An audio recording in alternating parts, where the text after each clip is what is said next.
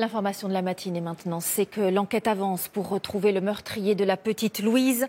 Depuis hier soir, un suspect de 23 ans est en garde à vue. Il pourrait être l'homme à la doudoune aperçu sur les caméras de vidéosurveillance à Épinay-sur-Orge. Ses parents et sa petite amie sont aussi entendus depuis ce matin. Les tout derniers éléments avec Ignacio Bornassin, Corinne Chevreton et Ahmed Rassouli. La résidence pavillonnaire où vivait Louise est au cœur de l'enquête de police.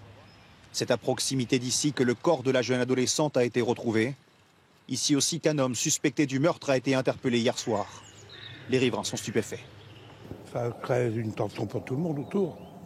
Parce que même pour nos enfants, les petits-enfants, c'est quand même dangereux. Lorsque Louise rentrait de l'école à pied vendredi dernier, les caméras de la ville la filment sur son trajet, puis en train d'arriver dans la rue où elle vit. Elle n'est plus qu'à quelques dizaines de mètres de chez elle, mais un homme se trouve derrière elle. Un suspect de 23 ans, interpellé après une enquête de voisinage. Il est reconnu comme étant cet homme sur cette image de vidéosurveillance. C'est hyper calme ici, le bois des Templiers, c'est hyper calme. C'est pas ce qui a pu se passer, c'est inimaginable, c'est impensable. C'est tout ce qu'on peut dire.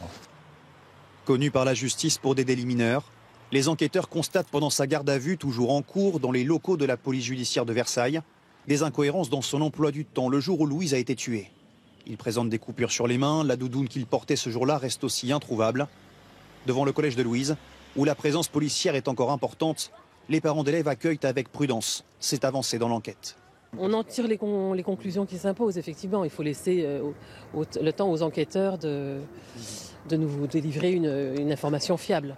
Mais c'est quand même déjà positif. Un premier soulagement, mais l'angoisse est cependant loin d'avoir disparu. On parle aux enfants de ce qu'il faut faire, de rentrer directement à la maison. Là, je me suis organisée pour qu'on soit là tous les jours pour l'emmener, aller chercher à l'école. Et je l'ai équipé aussi d'un AirTag et d'une alarme anti-agression. 3 autres personnes sont également en garde à vue.